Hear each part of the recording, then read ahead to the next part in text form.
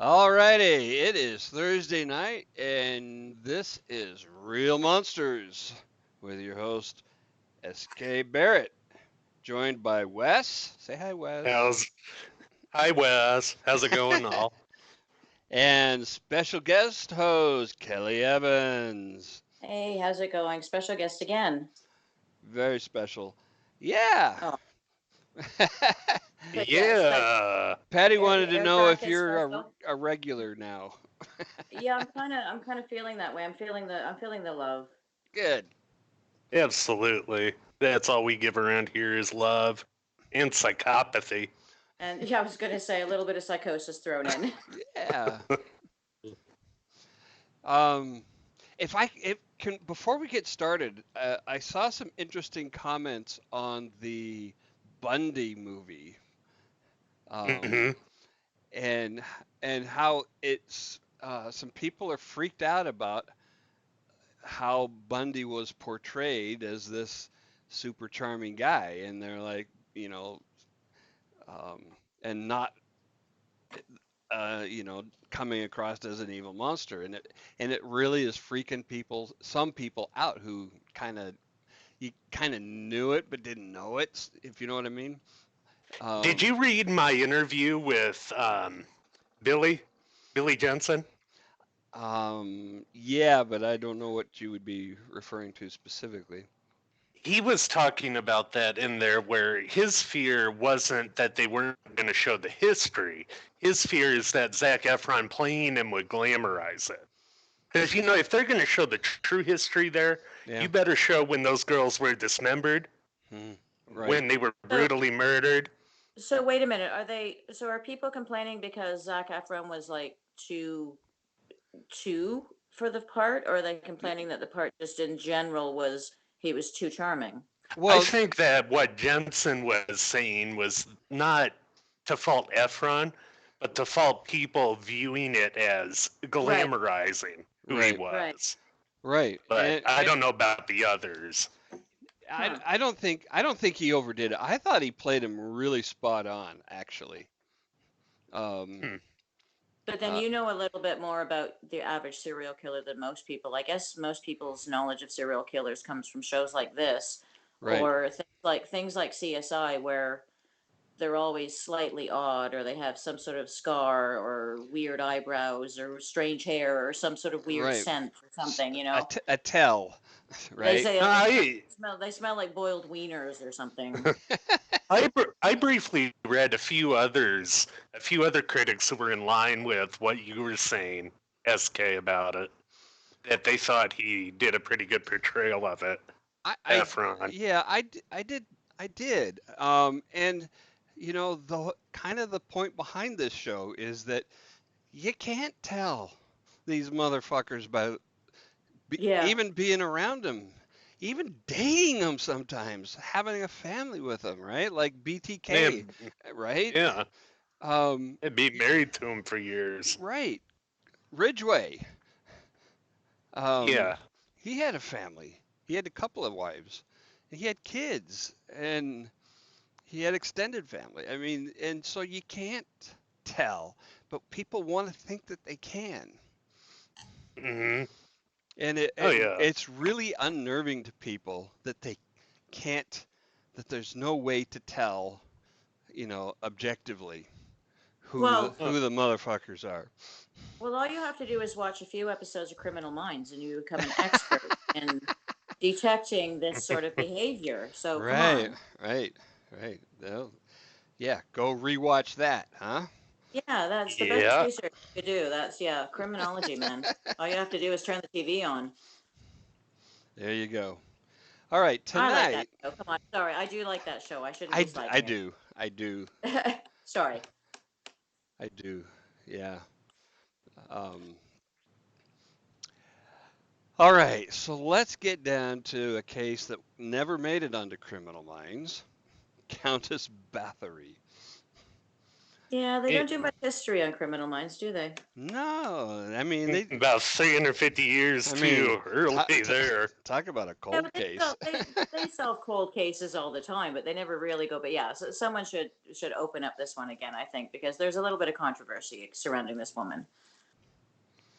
All right, I'm going to pull up a map that shows where this took place relative to the rest of Europe. So this was in Slovakia. What year? What are we talking about? Time frame? Well, who are we talking about? We haven't said her name yet. Lizzie Báthory. Yeah, Countess Báthory. So basically, the time period, if anybody knows anything about sort of English history, we're talking about the same time period as like Elizabeth I. So she was born in the late 1500s, so around 1560, and she actually died in I think 1605. So we're roughly that period. So like you said, about 350 years ago. And we're talking about the Kingdom of Hungary.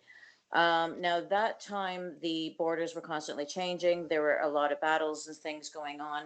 And so where her castle is, then the one we're particularly going to focus on is actually in Slovakia now, but it originally was part of Hungary. Yep. Okay.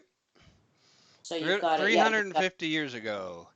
That's just Essentially sitting on the east-west in that part of the world at that time. Yep, absolutely. And it was sort of like she was very close to Vienna, for example. And she lived in Vienna for a little while with her husband because he had a rather large house there. And Vienna was kind of like the it's kind of like the East West, or sort of like the is basically a turn like a what do you call it, a meeting place of a whole bunch of different types of cultures and things, and it's very much an East West thing.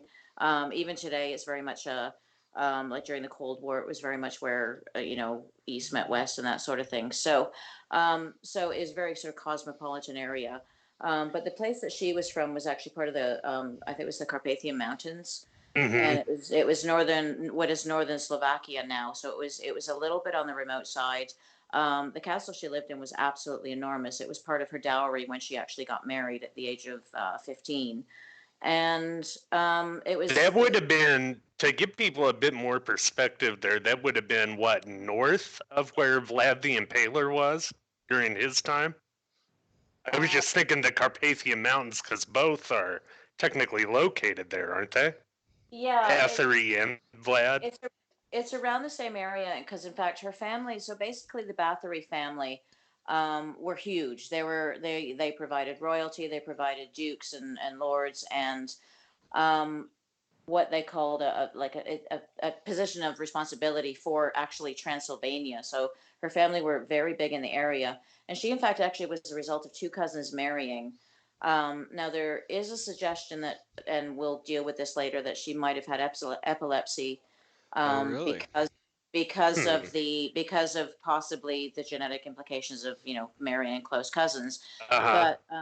but her mother was a Bathory from one side of the family, and her father was another Bathory from another side of the family. So she did have close relatives marrying. But the Bathory family were huge. They were very powerful. They they owned vast tracts of land, including I'm, what Say, like she actually came into I can't. ownership of about 10 castles, I I'm thought. sorry. yeah. I can't hear that line without thinking of Monty Python. What vast tracts of land? What's wrong with you? I don't know. However, what vast swathes of land will that do you? Huge tracts of land. Huge tracts of land. Okay, so she owned a lot of land, or at least her Yeah. family did, and she had a very, very, very privileged upbringing as a result. Um, she was basically the niece of, I think, the King of Poland, and she was like, I think one of her uncles was the Grand Duke of Lithuania, and so she had a lot of powerful people in her family. She had a very, very privileged upbringing. She actually spoke and wrote 4 languages, including Latin. And so when she married a general. I think he was a general at the time. He was a soldier anyway. And she married when she was about the age of 15. It was a political marriage, but then she got the castle as part of her dowry. Now, the lands that her husband brought to the marriage and her lands were very, very strategic at the time because the Turks were constantly attacking, and her lands were kind of bordering very strategic places where the Turks would attack, where holding them back would be. So we got to keep that in mind as well, because we'll be discussing why that might be important later. Now, just out of curiosity, Kelly, with those 10 castles, what kind of distance are we talking about between them all?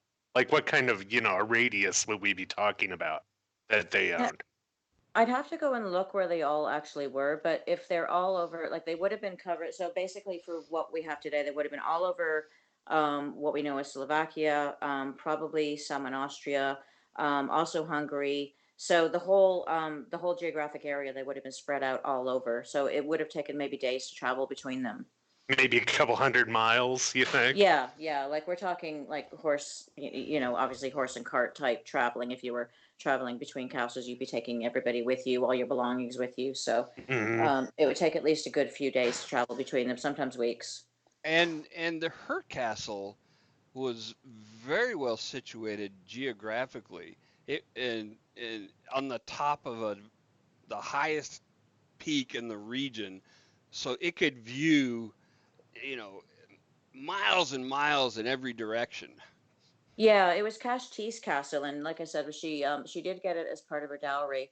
Yeah, it was very, very high. It had views all around, and it was very strategic from the point of view of keeping the Turks out of like the Hungary.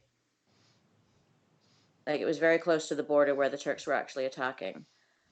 So when her husband actually was called up and he went out to command troops to fight against the Turks, she was left to basically run the entire estate, all of the estates, all of the castles, all of the management of the borders, protecting the borders in terms of making sure that no one got onto her own properties, as well as she had about, I think, 17 villages that are associated with Cashtice Castle alone. So she was responsible for those. So she took over the management of a hell of a lot, really, for someone that was quite young.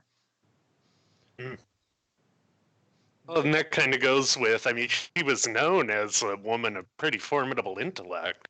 As Yeah, you said, yeah, being basically trilingual and then Latin yeah, on top of it. Plus, she yeah, wasn't just thrown into this; she was raised to do this job.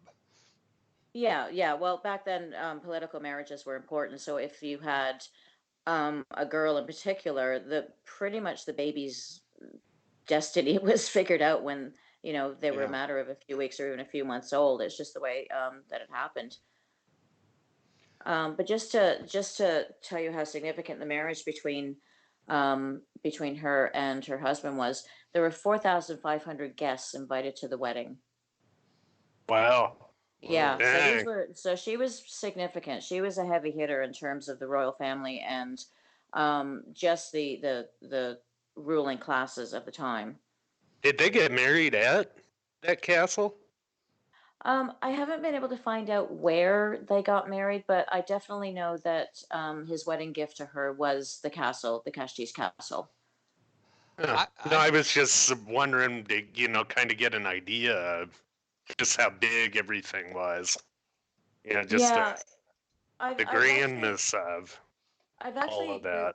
I've actually visited Slovakia. Now I've never been to her castle, but I was about an hour south of where her castle is, and there's another massive castle where I was just outside Bratislava, and you can get a Mm-hmm. sense of it. The castle itself is so remote and up on a hill. It seems really desolate and really lonely. But then the villages down below are like full of life. And we were lucky enough to go to like a Sunday fair type thing. And this is significant because one of the places where Bathory allegedly got her victims from was the local fair. So she would have Mm-hmm. gone, or she would have sent her servants down to find her victims at these fairs. And you can imagine, like, just being in one of these places in Bratislava in Slovakia, they're still very much the way they were hundreds of years ago. And it's families come and they bring their entire family, they sell their wares, whatever they do, craftsmen, people selling stuff. There's kids running everywhere, there's people running everywhere, the confusion. It would have been Mm-hmm. incredibly easy to grab someone in that environment, Hmm. just so easy. Yeah. I found a painting of her wedding. Oh, wow. Yeah, that's very cool. It looks like more it's outside. I don't see Yeah, the yeah, castle or anything in the background, so it might have been on maybe in one of the villages nearby. right. Okay, my screen must be froze because I see the execution chamber with the axe in the log. Yeah, Hey, you probably are frozen there. Oh, yeah, hold on. no, I'm seeing the wedding. It's actually quite a cute painting, isn't it? It is a lovely time had by all. Yeah, you really get a sense of everybody dressing up and everybody. Obviously, it was a significant wedding because there's like no people of there. Everybody has money in this painting, and everybody's Right. dressed at the times, right? And Except everybody's for in the back. serving people in the background. Well, come on, they have matching coats. Right. Now, is her castle a tourist attraction in the way that, man, what's the name of Dracula's? I Vlad. can't even remember. No, no, no, Dracula's castle.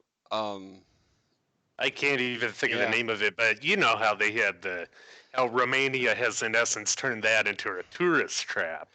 Well, Yeah, they've, so has Slovakia. Yes, you yeah. That's can. what I was wondering. Yeah. Yeah, you can go on Uh, tours. In fact, I read a CNN article where they actually sent a couple of their Trepid reporters to do. It was kind of like a uh, Bathory tour, and it stopped at a couple of places, and it did include the castle, and you could go up there. Now, I don't believe you can visit her house in Vienna. You can go to the outside of it and see it, but it's a private residence now. But yeah, you can absolutely do a tour of the castle. hmm. So I mean, you know how they also outside of Dracula's, they sell all kinds of Dracula shit. Um, I'm pretty sure if you go to that area of Slovakia, I'm pretty sure people will be taking advantage of the idiot tourist, just like any other uh-huh. tourist site. Um, but we should probably Yeah. get into why the castle is so famous. Let's In do case that. anybody doesn't know who Lady Bathory is, and I think actually we met someone yesterday on Jesse's show who hadn't actually heard of her. Um, so basically, she once her husband went to war, she took over running everything, and that's when the rumors started.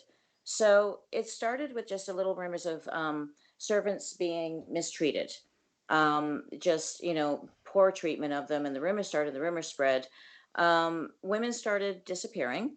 Um, People were kind of curious what was going on. They were sort of like not the nobility, so people were like, okay, maybe it's not that bad. They might have run away. No one quite knew what was going on.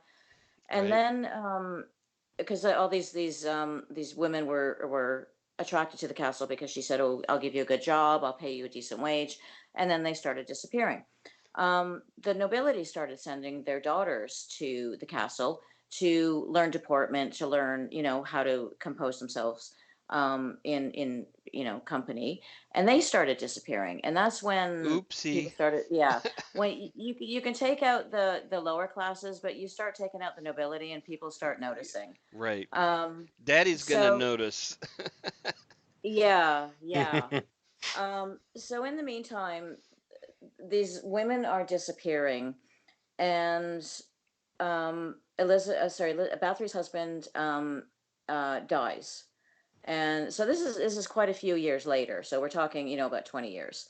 And over the course of all of this, all these rumors and stuff. So eventually, her husband dies, and he puts he kind of gives her keeping over to a man called Georgie Thurzo. And I'm probably mangling the language, and I'm really apologetic for that. So it's Georgie, which I think is George, Thurzo. And he was kind of her minder. He was kind of like, the husband died, and it was still kind of like the woman needed someone who kind of like was official over her. Here's a picture of Georgie Porgy coming up. Picture of Georgie Porgy coming up. So basically, he was a fairly high up representative. He was made one of the high up people he was made Palatine of Hungary, which is an ancient Roman word basically, and he's sent to investigate some of these things that are happening, all these rumors that are happening. And the story goes that he broke into her castle and he discovered her in a bathtub full of blood that had been bled from the local nobility's daughters, whose bodies had then been discarded outside and left for the wolves to eat. And it later came out, according to him and according to the investigation he did, he apparently spoke to over 300 people. And all these stories came out about how she was torturing these girls. She was beating them. She was mutilating them. She would bite the flesh off of their arms and their boobs. She would douse them in water and leave them outside to freeze. She would put honey on them and leave them on anthills.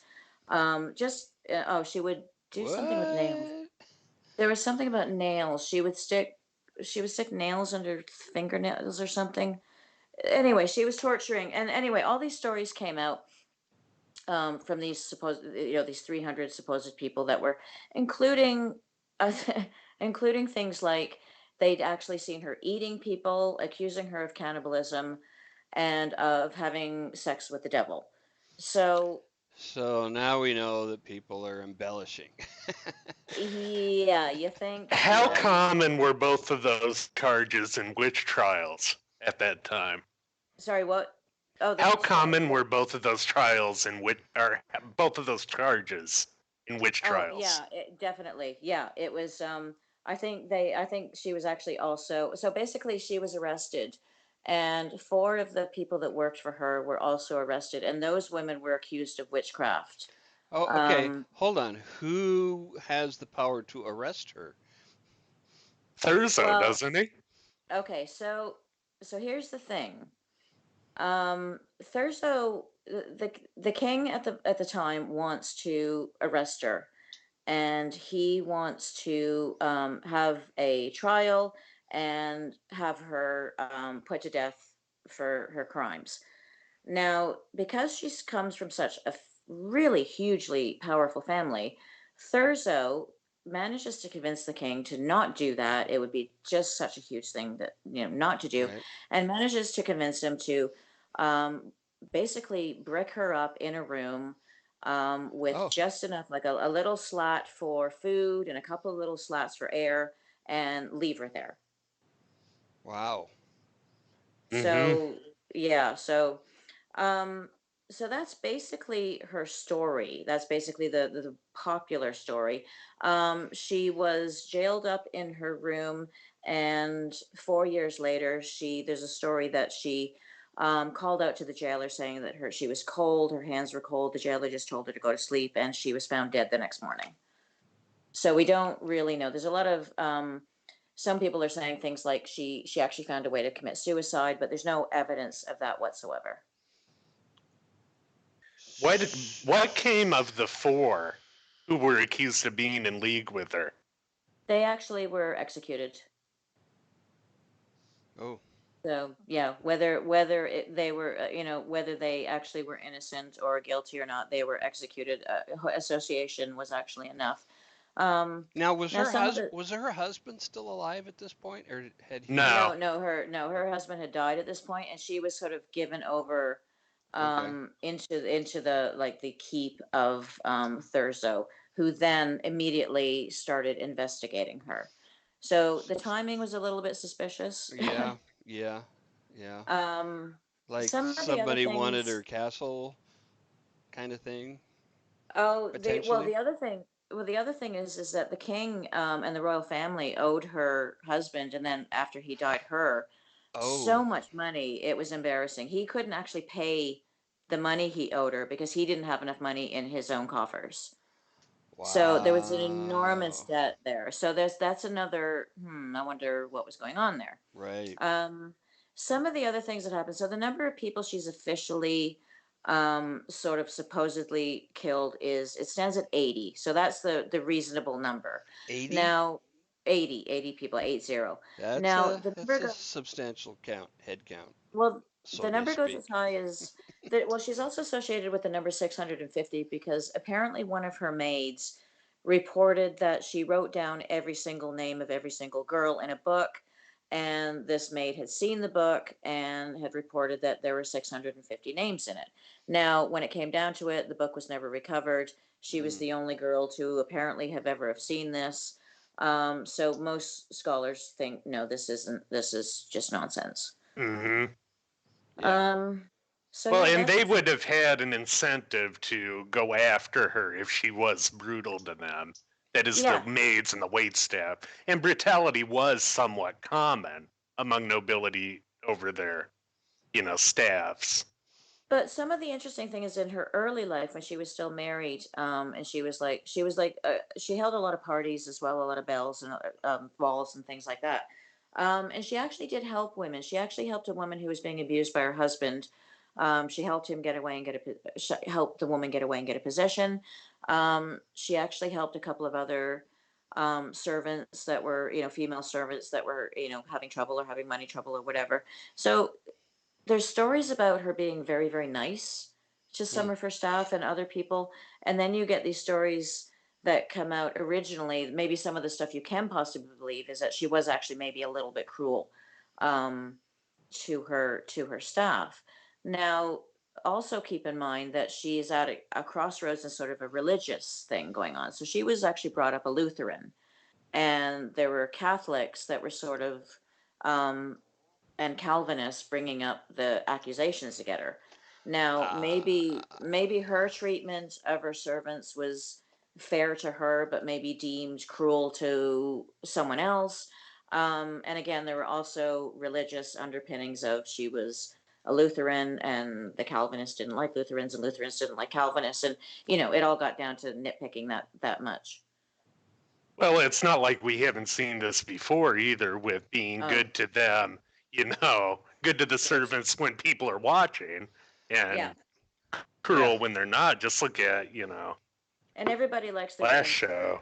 Sorry, sorry, SK, but everybody likes their day in court. And if you got someone, you've got you've got attention, you've got someone looking at you, you've got Yeah. all these really super important people asking you questions. You're not going to want to look like an idiot. You're going to embellish just to make yourself look important. Right. Right. Now, we're talking about the psychological stuff. There are like sort of specific reasons why she may not have done this stuff. But for years and years and years, so basically, the first account of, for example, the bloodbath and her bleeding virgins for the blood and things like that, actually came out about over 100 years after she died, and it was written Of, and it was written of by course. and it was written by a Jesuit monk. So Oh, well. make of that what you will. And he also included more and more of his own things about all the horrible things she did about splitting people's fingers open and just horrible things. Right. Does Um, that include the story of what allegedly spurred the bloodbaths? It is, I think she bit somebody or she somehow got the I've servant's blood never, on her skin.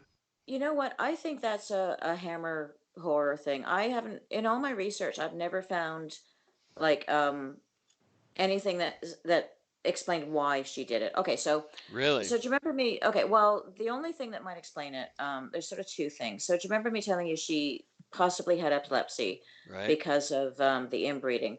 One of the treatments for epilepsy at the time was to take fresh blood and smear it on the sufferer's face and lips because they thought it would, like, I don't know, draw out the epilepsy or something like that. So one of the treatments was to actually use blood, like human blood. Okay. So if she did have epilepsy or what they called the falling sickness, and this was a treatment that she was getting as a child, then there's no reason to think that she wouldn't have continued it into adulthood. Right. If she actually, if she was taught as a child this was going to do her some good, then there's no reason to think why she wouldn't, why she would stop doing it. There's also rumors about her childhood being particularly harsh. She was, not that she was abused, but I guess maybe a Lutheran upbringing. She was actually not brought up to really be particularly empathetic, not really to care about the servants or the animals or things like that. It's something that there's a movie called The Countess that came out a few years back. It's a movie about Báthory, and they really focused on that. They had a small child who had no emotions, who was torturing animals, etc., etc. Um, I don't know how valid that argument is. Yeah. Now, the other medical thing there that some people speculate about, I don't know how much of a truth there is a iron deficiency. Yeah, Explaining that. whenever you start talking about any vampiric sort of connections, you always get the iron deficiency. Um, I know that Lady Bathory, I mean, I know they make movies out of her, and I know Hammer Horror made a movie about her. I know she was partially, maybe partially responsible for Bram Stoker's Dracula. I know that was also Vlad the Impaler, but that she had some responsibility for that as well. Um, I don't know. I've never seen anything about an iron deficiency. The only thing that's come up is the epilepsy via the inbreeding, which kind of makes sense. Because you got to remember also that not only were her mother and father Bathories, but their parents were Bathories. So the inbreeding kind of went back a little while. Oh. I wonder if she wasn't more influential on J.S. Sheridan or Sheridan Le Fanal's book, Carmilla, because actually before Dracula, female vampire. Probably hugely. Yeah, absolutely. But then It's a there's also great book if people haven't read it. But there's also this terrifying fear of female vampires just because their emasculation element and the whole, I don't know, the blood thing and the periods and the whole grossness, and so there's this whole huge mystique about, at least there used to be, about female vampires. Now I think they just fly and they're sparkly, but um I don't know, they have strange hybrid human vampire babies. It's an early But version of the femme fatale, is what it is. yeah, so during the Victorian times, I think there was this absolutely everybody was having sex with everybody, like the Victorians. They were the weirdest people. But then above it all, there was this like, oh, we can't talk about it, and we can't. Oh, and vampires, oh, they represent everything that we fear about females to us, and all that kind of stuff. So I think that's why the vampire sort of thing became really popular during that age. But she absolutely influenced it. Absolutely. Yeah, it seems like there's a tie-in back to uh, the sirens from the Odyssey. Mm-hmm. You I know, guess there's kind of the whole story about her luring people in, and right. well, I haven't seen any Well, I mean impropriety. the female vampire concept. Yeah, yeah, but then there's also an impropriety that's suggested in a lot of these things, or actually not even suggested, about the whole sexuality, the female vampire luring the male in, and that sort of thing. Hmm. And with Bathory, I haven't actually, I've read and I've looked up everything. I've looked up her time in Vienna. I've looked up her time in at her castle. I can't find anything that's suggesting she is being improprietous. She's Once her husband died, there doesn't seem to be anything suggesting that she had any lovers. Nothing like that. It's actually kind of weird. Not even Georgie. Oh, but that was after, right? That was after he died. He's the one that called her that damned woman. Well, Georgie Thurzo. was Georgie was the one that eventually investigated her. But I mean, obviously she had a relationship. She had sex with her husband. She had 4 children with him, and the children were actually sent away to be schooled in Vienna while she was actually at her castle. So they didn't actually. I don't know. Now, see, she would go and visit them, and there were a few rumors about things happening during her time in Vienna while she was visiting her children, but it was never investigated, and it's possibly because of her family connections again. So again, we're down to rumors that happened, 350 years ago. But whether the kids ever saw anything when they visited home, I can't find anything about that. I do know there was I've tried to find a copy of her will. I've been looking it up the last couple of days, but apparently in her will, she actually wanted to make sure that one of her son-in-laws, so her daughter married someone she didn't like, and I guess there was some sort of power grab, and she actually wrote in her will, "Don't give this guy any of my land." So I just like, I'm wondering, I need to find the copy of that will because I want to know what the hell was going on there. So there's no real evidence that she bathed in blood to maintain her youthful appearance or anything like that. Just the prurient mind of a monk producing Well, that. well, the other thing is that okay, so if Georgie Thurso did actually make up that story, and the monk was recounting it, the other thing is that so Georgie actually went to arrest her a couple of days before he claimed that he found her bathing in blood. So his timeline doesn't match up. Oh, well, that wouldn't hold up in court. Now, didn't they find a couple of the girls in captivity when they originally went in to arrest her? Well, see, I think they did, yes, and I haven't been able to find anything about what happened to them or the state of them. So I don't know whether it's a case of The historians I heard were saying that they thought they could have been mistaken in what they saw there, that it was medical devices, not torture devices, that they I really saw. I think that's stretching a little bit because nothing in her background suggests either an interest or any sort of um, education in medicine whatsoever. The only thing I've seen is that if she did it, and let's say she did up to 80 people, it would have been some sort of sadistic pleasure. They can't find any reason why she could possibly have done this. The bleeding, the bathing in blood and the virgin's blood and the rejuvenation, even possibly the epilepsy cure. They just reckon if she did it, it comes down to pure sadistic pleasure. She was just a weirdo if she did it. If she did it. We do Well, have see, quite a few people who believe she's innocent, too. well, it's funny. I started looking up some of the old, like some of my sources that I like for. I mean, I'm a historian, so yeah. Whenever you need a serial killer from history, call me on, because there are so many of them. And No, I most of started them looking more, up. a lot of them more crowns. Yeah, tell me about it. Legitimate serial killers. Yeah, I started looking her up a little bit, and sorry, I lost my train of thought now. What were we talking about? innocence. Oh yeah, I started looking up, and it's like there's nothing.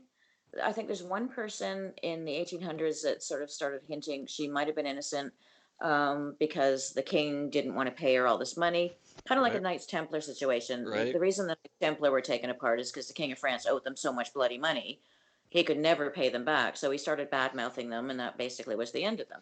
Um, they were powerful. They had land. Everybody owed the money. So he owed her money. She had a lot of land. She had a lot of power, strategic land in terms of fighting off the Turks, the enemies. Um, a lot of people would have wanted her gone or out of the way.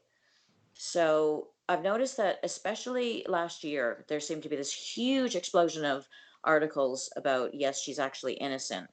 So I don't know where Hmm. that's coming from. I don't know whether it's a result of one person there. I think there was someone who might have written a book a couple of years ago, and I think that maybe prompted a lot more of this. But people are actually looking at the records and looking in the archives, and all of the records for the trial were destroyed. So there's nothing. They deliberately destroyed all of the records. Um, of the 300 people that supposedly were interviewed, they could find a couple of records. So they only found a record of 13 actually being spoken to. So there's exaggeration on both sides, I think. Yeah. So they still have a few things from when she was around. She was actually in her 80s, I think, when she died, walled up in her room.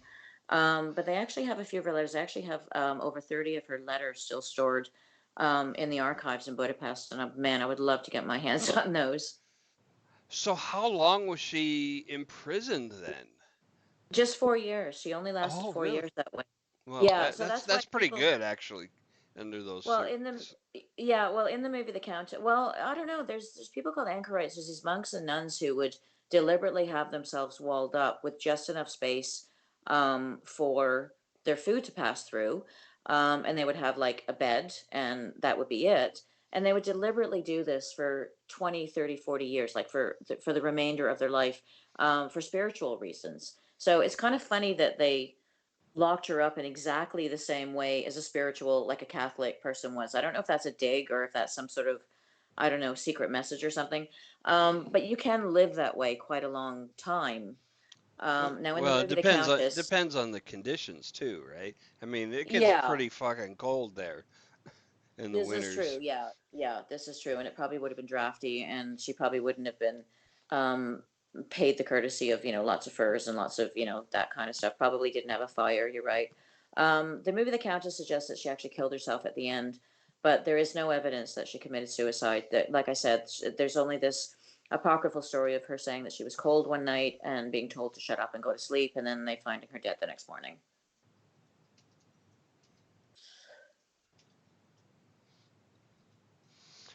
So, She also never admitted to anything. So during her trial, um, which I'm not even sure she turned up to. I know she was questioned. Um, she never admitted to anything. There was never any. I think they may have found a few bodies, but again, there's questions about where the bodies were and the context and things like that. Um, I don't know. She never admitted to anything. She just kind of disappeared, and it really suited absolutely everything for her to disappear. And then when she died 4 years later, conveniently, well, that was it. That was the end of it. hmm Everybody got the land. The land was taken away from her because of the position she caused. If they had actually executed her, like for treason or for her, then the land automatically would have reverted to the king. But the way that it was done, Thurzo actually took over management of all of her land until her oh death. And really? yeah, because the husband had actually given over care of the wife to Thurzo. And because the wife wasn't dead, technically, Thurzo was still responsible. So he actually just stepped in and took over management of everything. So like power of attorney. Exactly. So it worked out well for him. It worked out well for the king and all the royal family who owed money. It was, as the least amount of embarrassment to her family if she did do this stuff. So it kind of win-win situation, except for her. Yeah, it didn't go so well for her. So she never admitted to it. Oh, I had a question. Was it ever She uh, never had a trial. She, she, right? well, no, they wanted to avoid the public spectacle of a trial because it would have been embarrassing for the Bathory family. So at least there was some consideration or some recognition that she came from a very hugely powerful family with vast tracts of land. um, yeah, they were still, even outside the land that she herself was managing, they were still a powerful family and had, their own power in their own right. So, in order to avoid embarrassment, they didn't have like a trial. They just basically said, "We found this evidence. You're guilty. We're going to wall you up." Wow. So was it ever common practice to pay for witness testimonies?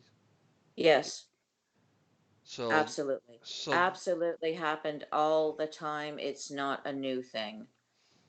so this would also be a factor then in the um, a The way motivation for for trial, yeah. embellishment. Yep, absolutely. In fact, there actually has been some speculation that a lot of these women, they no longer had a job. They, because their mistress was now, potentially guilty of something. What were they going to do? So paying them with a few gold pieces, yeah, they'd be happy to say anything. Right? Did the People in four power. who were accused of collaborating have a trial? I don't. Uh, Or that were I they don't know. just. Sorry, yeah, no, that I don't know. I'm assuming they did because I don't think you can pass. I don't think you could pass the judgment of like an execution without having had a trial. So, but I haven't been able to find a lot of information about them. There's very little written about them. I think one of the people that was accused actually was a nanny to her children for a period of time. So these were people that she knew intimately. But I haven't been able to find anything about what actually, other than the fact that they were all executed. Okay. But they were also, I think, at least one of them was executed for witchcraft. So there was a suspicion that something was going on, and they couldn't accuse Báthory of it. Either they didn't have the evidence, or it was, patently ridiculous that she was consorting with Satan. But I guess I don't know. I'm not sure what happened with them. Well, that's a low threshold for patently ridiculous, considering the nature of the charges in a witch trial. Okay. It's all a matter of degrees, I suppose. So was there any separation of church and state at this time? I mean, yeah. Oh, yeah. I mean, Well, there were witch trials and there were other trials, but were they all run by the same people, right? Were the civil trials and the well, you religious still had about trials? 100 years before the Enlightenment Right. to answer that question, but no, this is okay. So this is technically after Martin Luther. So it's after the Protestant Reformation started. So it's like the Right. latter end of the She was Reformation. Lutheran. So she was Lutheran. The people that initially accused her were the Calvinists, and like I'm thinking, you're both Protestant. What the hell are you doing? Right. But it gets down to, there's some big differences there. yeah, but... it gets down to I know, but it gets. I mean, to your average person, it's like, okay, Calvinists. I know the Lutheran. I know the original Lutheran. I know the Calvinists are more the Scottish. It's like. But the other question there was the Counter-Reformation still happening at that time? It depends on where you are in Europe. I hate to say that, it sounds like a cop out, but it really does depend on where you were, because it was like a little bit more advanced. For example, in France, Spain. it was in the Eastern European countries. And as to the question about whether there was a separation of church and state, there's supposed to be. But the church was still heavily influencing, especially in like the Eastern church was still heavily influencing the politics and what was going on. Yeah. That's a question I'm going to have to look up. How did the Eastern Orthodox churches view witches versus the Catholic? Yeah, I'm not sure about that, because I know they took a dim view of it, but I don't recall hearing about any witch burnings or executions like in Greece, for example, or Macedonia or anything like that. So I don't know. Yeah, it'd be an interesting question. Yeah, the Orthodox Church has a tendency to be a bit more mystical in their theology too, in their view of like mysticism. Yep. I was actually reading up about that. I'm writing an article on medieval horoscopes, and it's a satire, but I got reading up on it the other night, as you do, and yeah, they were heavily more influenced by like the number system and all that kind of stuff. Mm-hmm.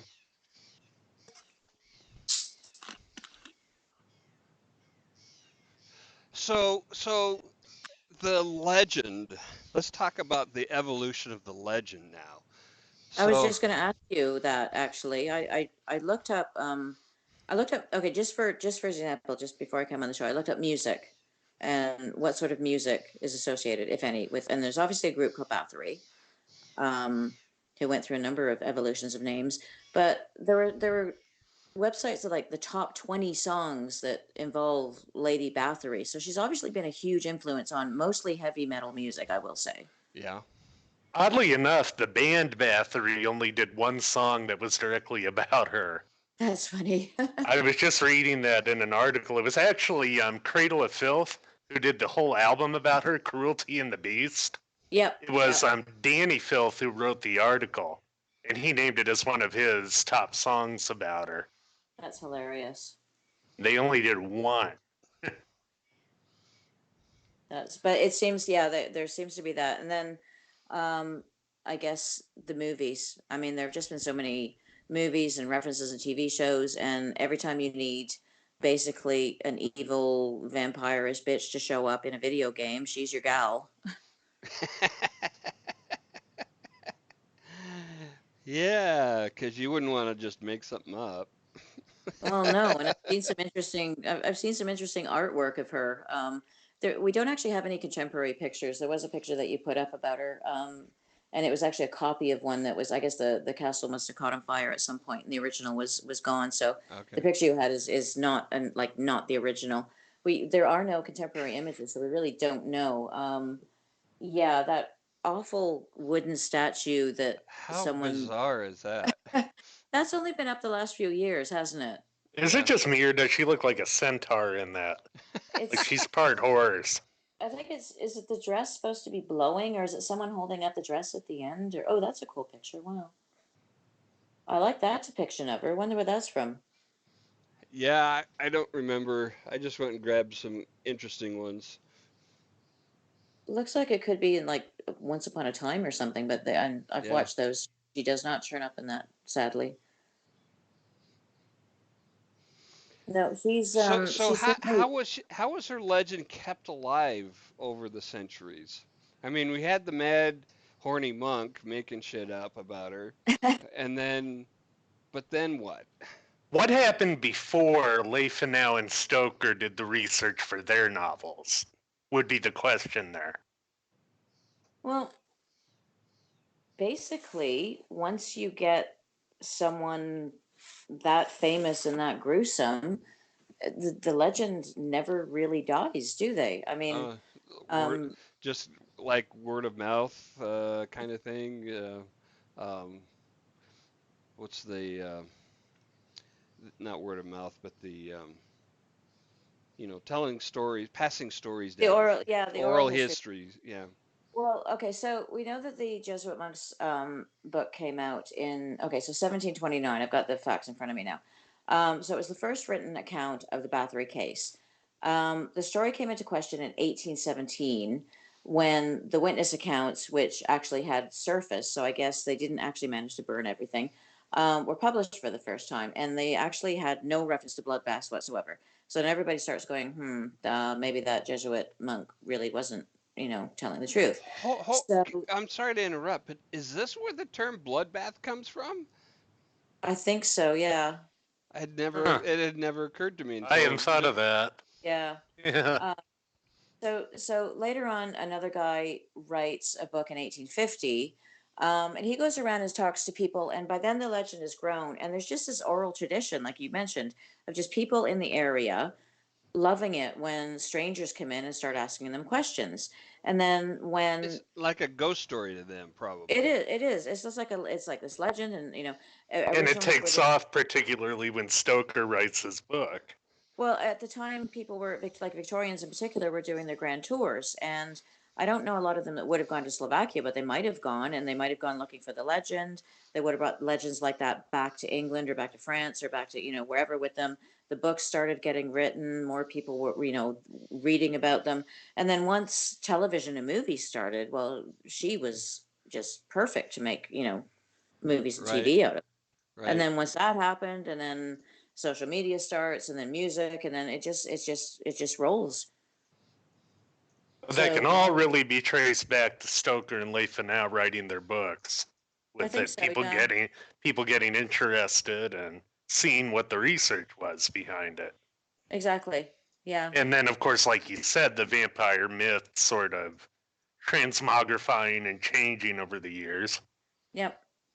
And we'll continue to do so. I imagine we'll have like I don't know robot vampires in a couple of years. I hope not. Why would they need to be? I actually am of the gothic sensibility when it comes to horror in a Yeah, lot of ways. I do. I've read a lot of like I've read Varney the Vampire, and I've read all of the books from that time, all of the gothic horror and stuff, and yeah, Um, I'm quite a fan. I do like the slow burn. I'm not a fan of the jump out and get you, and I do like a little bit of that really nice classic slow burn, well written. Yeah. Me too.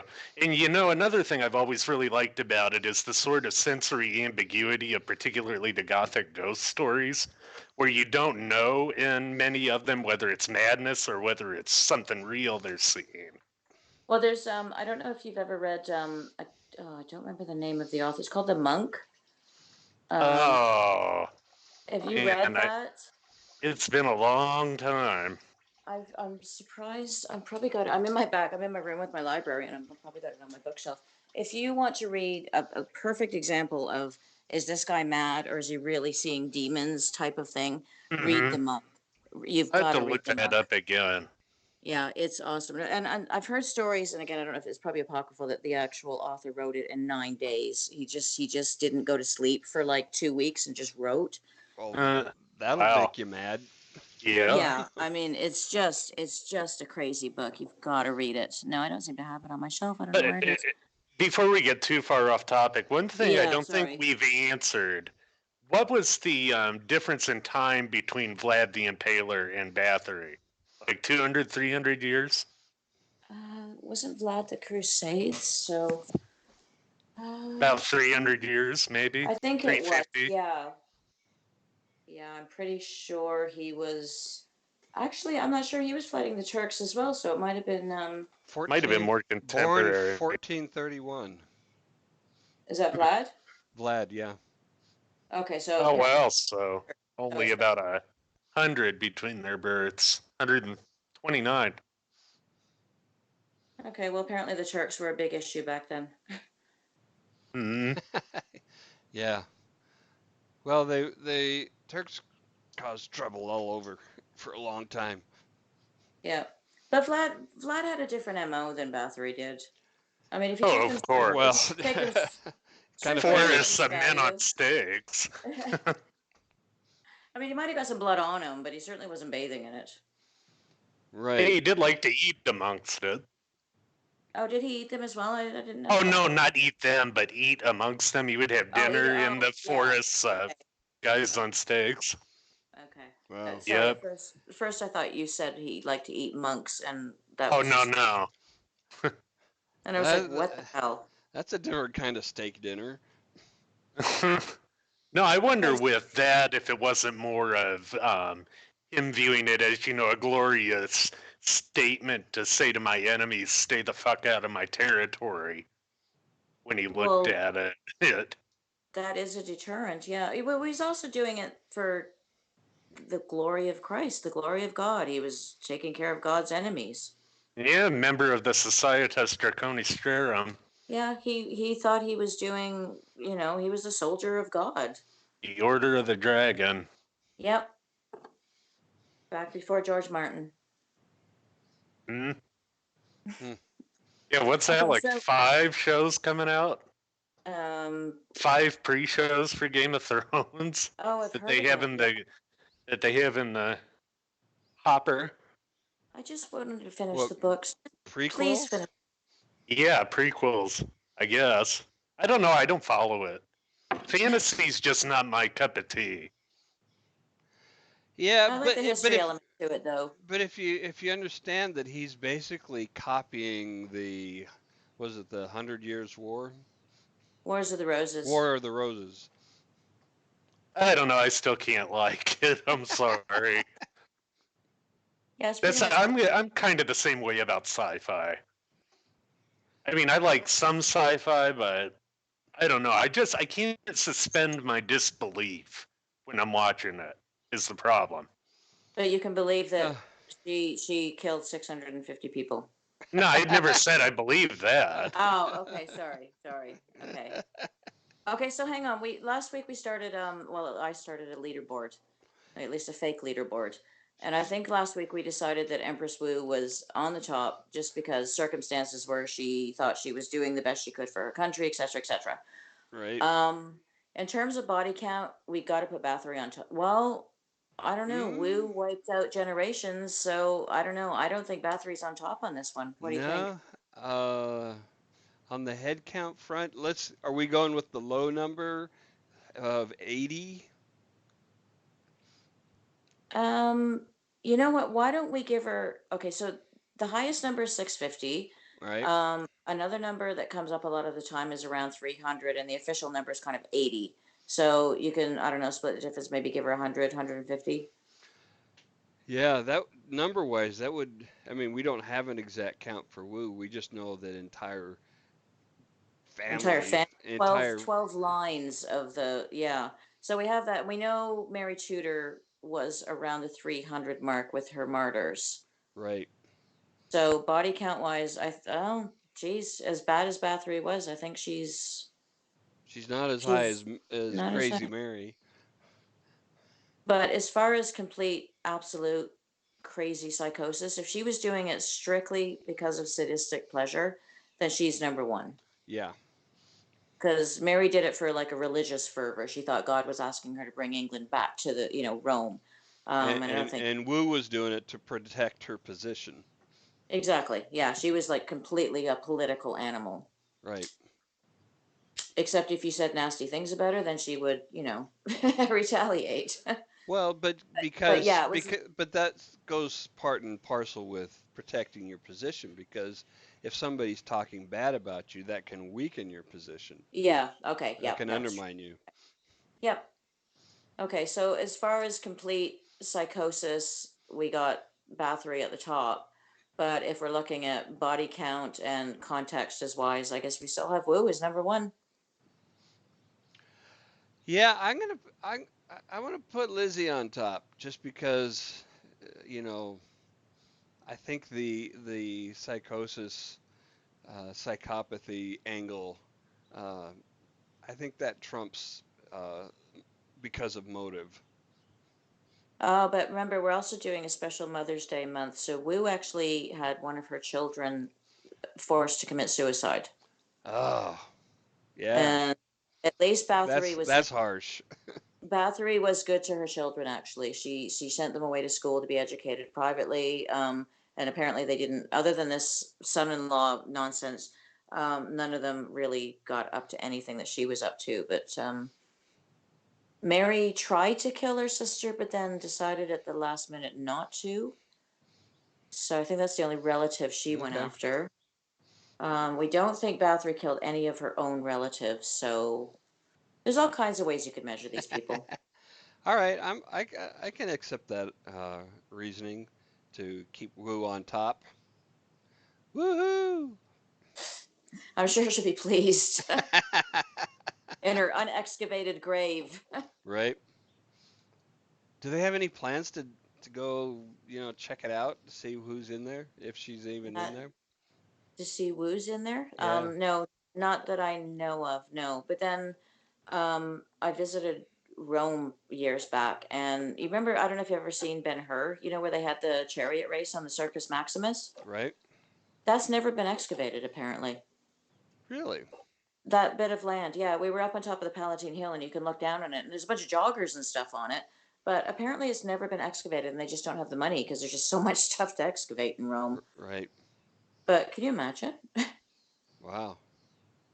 Wonder if Chuck Heston's under there. I'm wondering if there's those golden dolphin marker things that go up every time you do a lap under there. Yeah. Hey, you're both wrong. That's where they put Jimmy Hoffa. Ah, okay. Good one. Well, that Teamster ring will show up any minute now. All right, so we have Wu as number one. We're gonna say Bathory number two and Crazy Mary number three. I think so, yeah. Just because I just think Bath is just a little bit more interesting Yeah. than Mary is. So yeah. All righty. Awesome. And Sunday is Mother's Day. Yay! So we dedicate this show in this month to all of the mothers out there who aren't homicidal maniacs and killing their children and trying to destroy dynasties. And on a more serious note, for everyone celebrating Mother's Day, remember there are these motherfucking mothers out there who are shitty people, and they may not be bringing down, you know, killing hundreds of people, but there's a lot of bad mothers, and when you're out celebrating, kind of bear in mind that not everybody had a good mother growing up, Yeah. and you won't hear from those people. I was just thinking of the headline I posted about the one who gave birth in the McDonald's bathroom and put her child in the toilet. And tried Oh to my flush it. God. Tried Yeah. tried to flush it. You follow some weird sites on Facebook, man. No, that was coming out in the New York Post. Okay. It's all newspaper headlines. I missed that one. I'm kind of glad I missed that one. Well, now I I have to. follow I follow a shitload of newspapers and other media. Wow. That explains so much. Yeah, unfortunately, I mean, it's fun to talk about. Well, like I said, it's interesting to talk about this stuff. But yeah, there are some pretty horrific people out there, and it's not nice to think about sometimes. Yeah. I think it was more horrific that she got probation for it. Oh God. Well, Probation and parenting classes were her sentence. Well, some lawyer argued postpartum depression pretty effectively. yeah. I don't know if it was that or just some shit-heeled judge trying to make a point.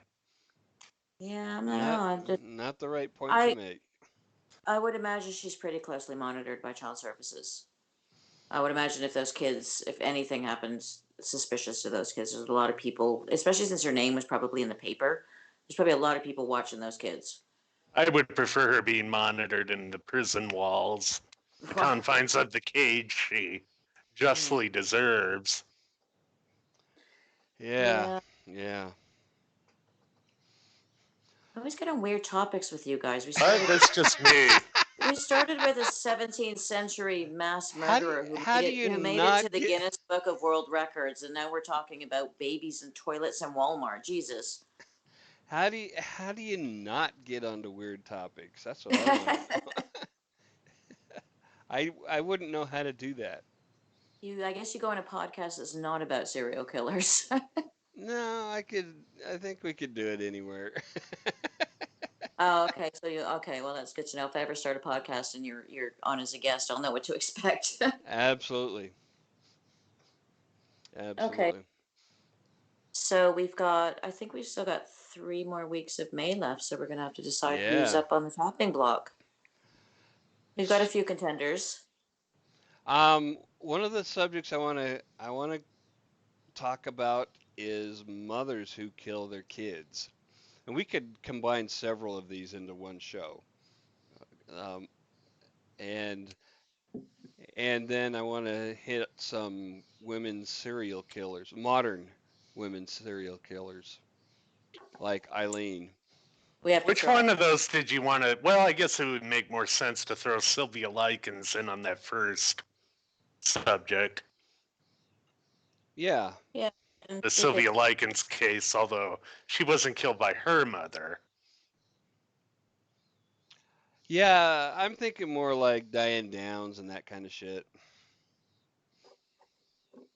I mean, she was killed by somebody who was caring for her in a mother-child relationship, but Okay. it wasn't her mother. So, Well, that's close enough, I would say. Yeah, that counts. I think that counts. also a modern case. There's Actually, the source material for Jack Ketchum's book, The Girl Next Door, was Sylvia Likens. Oh wow, I didn't know that. Okay. There's also a Danish woman. She didn't. I don't think she had any. She might have had kids of her own. I'll have to check. But she actually ended up killing something horrific, like hundreds of babies. Oh Other obviously Lord. other people's. She's on An the. abortionist? No, no, no. No, She was. killing him out of the womb, you mean? Yeah, exactly. Yeah. Okay. I think she worked at a hospital of some sort, but we can maybe throw her in as well. Kind of a baby version of Doctor what's his name in Yorkshire, um, Shipman. Oh, Yeah. him. Yeah. And maybe a doctor show in June. We still haven't done that. Oh, that's going to be horrific. Shipman and Swango. That's going to be, people are going to be so uncomfortable. That one just strikes a little bit too close to home when you talk about doctors. Swango's actually from my hometown where I live. Oh, Really? So, yeah. And she can take, so I have a friend who started off as a pen pal who's from Yorkshire, and so she was living in Yorkshire when Shipman was doing his thing. oh, wow. That's creepy. Yeah. But then don't they say that you guys probably know the statistics about how many serial killers the FBI said are walking around? Like you could be living next door to one and wouldn't know it. Well, there's some differing estimates on that. Um, Mm-hmm. Okay. I've heard as low as 30 Oh, active. I've heard as high as 300. yeah, I've heard in the hundreds actually. Yeah. And the interstate highway system has really facilitated that serial killers. Um, The interstate highway system. right, truckers. Well, it Oh, would confuse yeah. them jurisdictionally, although Right. now, of course, you have the FBI with the more of an understanding about it with the BAU and Quantico, but also computer systems to Yeah, but regulate the things like data has GEMO. to get into the system before it can show up. Right, right. Yeah, I agree. And that's where you still get the jurisdictional problems Right. with Well, something like that. the other thing that could be hiding these people is they could be getting their kicks online. It could be satisfying whatever urge they feel. So instead of actually going out and acting on them, they could be, getting their kicks, like I said, at home. But the other Oh, side I'm of the sure the internet's bred a few serial killers. well, I was just going to say the other side of the coin is there's probably people that are looking at stuff on the internet and thinking, "Hey, that looks like fun. I'm going to go try that." Oh, yeah. So I'm wondering if that makes the numbers worse since the invention of the internet. Well, Right. look at, I was just thinking with that, look at Armin Meiwes in Germany. He was the cannibal who actually got off for eating a guy who wanted to be eaten. I know. I was just going to say that was an iffy one because the guy said, yes, go ahead. There was permission. It was consenting adults. Yeah, but Yeah. Armin bred his desires in chat rooms. Yeah, okay. Yeah, but still, I think there probably so would have been he thing groomed to him? start. Are you saying? No, I'm not saying he groomed this guy. I'm saying that Armin honed his thoughts and his Oh, desires as a cannibal gotcha. online. I Yeah. think the curiosity was probably there before he joined the chat room.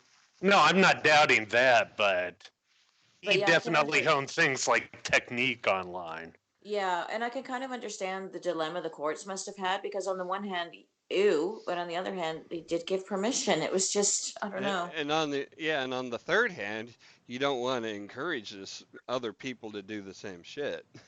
Well, that's true, yeah. But what do you But do? then if it's consenting adults, I mean, What do you do? Yeah. what? And Yeah, the like flip side of that too with him is that he wouldn't have found that guy if it wasn't for the internet no, and the yeah, chat rooms. yeah. Because like, where did people like that meet? Secret messages in newspapers? Personal ads. Yeah, Cannibal like, clubs, telegrams. Yeah. How do you start that conversation with somebody? In So, how do you like that arm of yours? I don't know. You start by asking them. You start by asking them if they like the movie Ravenous. If you haven't seen it, you really really should. They actually did a low budget movie about Mayweather. It was based upon the videotape that he took when he Oh, ate that guy. that's horrible. He made a video? Yeah, he recorded the whole thing. Oh God. He basically gave the guy like a codeine benzo cocktail, put him in a bathtub before he sliced him up. Oh, so weird. Wow. And I'm not even gonna go, but you just know if you look it up online, that video will be there. Oh, I'm sure it would be if you went somewhere on the dark web.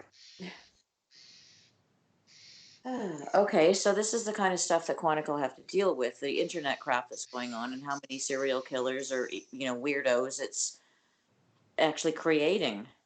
Oh, Yeah. absolutely. How do you even quantify that? And they've been dealing with that since, well, the 70s when it was created. Yeah. Yeah. Yeah, it's um I don't know. I don't There's almost certainly not enough resources going towards tracking these guys. Oh, I would bet. Yeah. Well, it's almost impossible though. I mean, the size of the internet. I mean, it's just, I mean, can you imagine if Báthory had the internet at her disposal and she put up a job ad for a maid, great Uh, pay, great job yeah. benefits, we'll pay for your travel. She would have had victims, and no one would have even caught her. And that's where it basically gets down to anymore, when they're tracking them, you basically have to depend on them making a mistake somewhere along the line. Right. Yep. Well, that's not a new thing, right? I mean, No, it isn't. you see Well, that that's what for, Báthory did. She started killing nobility, and once nobility starts disappearing, people start paying attention. Yep. And you know, that's the sad thing. I mean, how long could somebody like Ridgway have gone on if he hadn't made his mistakes but kept killing prostitutes that nobody was looking at, you know? Well, yeah, that could have gone on a lot longer. could have gone very long time. Yeah. Yep. But then one wonders how many people, like disadvantaged people or disenfranchised people, are disappearing now, and no one's keeping track of it. So there's your data again. You need the data in Right. order to actually analyze it. Sure. Yeah, homeless people could be the new target for serial killers. Oh God, there've been so many CSIs and Criminal Minds and all the other stuff that there've been at least a dozen episodes where homeless people go missing or something happens to homeless people or someone starts with homeless people and then escalates or whatever. Right. Yeah, yeah. Because, because there's no tracking them. There's no way to track them. They're itinerant by definition.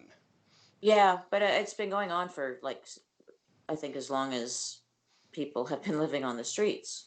Well, and it's Which sad is when you look forever. at yeah. And I was just thinking, you know, it's sad when you look at the sex work part of that. So much could be helped if they would bring that out of the black and just make it legal. Yeah, exactly. Yes. To where, they wouldn't have to Well, worry about going to the cops with the John who's rough. you don't have to make it legal. You just have to decriminalize it. There's a Yeah. significant difference in that. Yeah. Oh, sure. Yeah, that would be definitely a step in the right direction. Yeah. Just make it so that they can not be arrested when they report being abused Yeah. Well, and preferably attacked. where they don't have to fear legal consequences That's of what any sort. exactly. Mm. Yeah, Are they? people, lawmakers, man, if you say you're standing up for women and women's rights, do that. You want to Yeah. protect women? Do that. Decriminalize prostitution so these women who are doing this voluntarily, and that's the ones we're talking about, Right. can be safe. Couldn't agree more. Bring them out of the dark. Yeah. Look at the So, success that those counties in Nevada have had with it. And they regulate it responsibly. well, I think Amsterdam regulates it as well, and they're the same as like their marijuana before the states and Canada started, hopping on board, and they've had very, very few problems over there. Oh, yeah. Yeah. Okay. I think we have more than dipped our toes in the bloodbath of Bathory. I feel so much younger now. Like stepping in a time machine, isn't it, Kelly? Really is, yeah. That's just wonderful. Thank you again for being on our show and bringing your hysterical, historic perspective to Thank you our for having. show. Thank you. And Thank you for having me. Thank you for putting up with my bad puns. oh, well, if they don't feel at home here, then I don't know where they would. Yeah. All right, everybody, let's say goodnight. Night. Bye.